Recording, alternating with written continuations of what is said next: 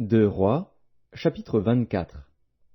De son temps, Nebuchadnezzar, roi de Babylone, se mit en campagne. Joachim lui fut assujetti pendant 3 ans, mais il se révolta de nouveau contre lui. Alors l'Éternel envoya contre Joachim des troupes de Chaldéens, des troupes de Syriens, des troupes de Moabites et des troupes d'Ammonites.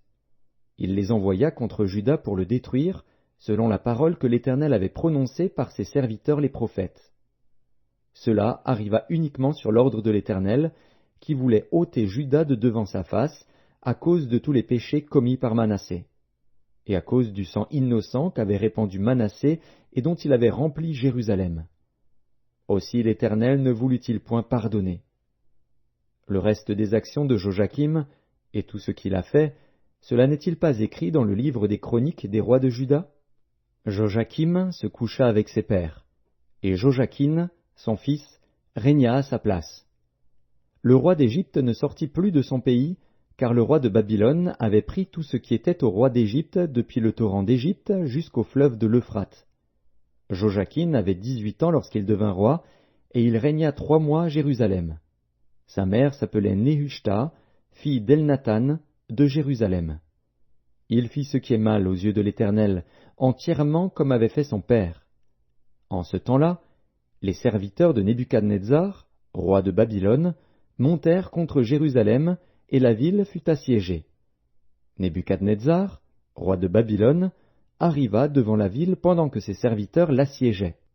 Alors Joachim, roi de Juda, se rendit auprès du roi de Babylone, avec sa mère, ses serviteurs, ses chefs et ses eunuques. Et le roi de Babylone le fit prisonnier, la 8e année de son règne. Il tira de là tous les trésors de la maison de l'Éternel et les trésors de la maison du roi. Et il brisa tous les ustensiles d'or que Salomon, roi d'Israël, avait fait dans le temple de l'Éternel, comme l'Éternel l'avait prononcé. Il emmena en captivité tout Jérusalem, tous les chefs et tous les hommes vaillants, au nombre de 10 000 exilés, avec tous les charpentiers et les serruriers. Il ne resta que le peuple pauvre du pays. Il transporta Joachim à Babylone. Et il emmena captif de Jérusalem à Babylone la mère du roi, les femmes du roi et ses eunuques, et les grands du pays, tous les guerriers au nombre de 7 000, et les charpentiers et les serruriers au nombre de 1 000, tout homme vaillant et propre à la guerre. Le roi de Babylone les emmena captifs à Babylone. Et le roi de Babylone établit roi, à la place de Joachim, Mathania, son oncle, dont il changea le nom en celui de Sédécias. Sédécias avait 21 ans lorsqu'il devint roi, et il régna 11 ans à Jérusalem. Sa mère s'appelait Hamutal, fille de Jérémie, de Libna.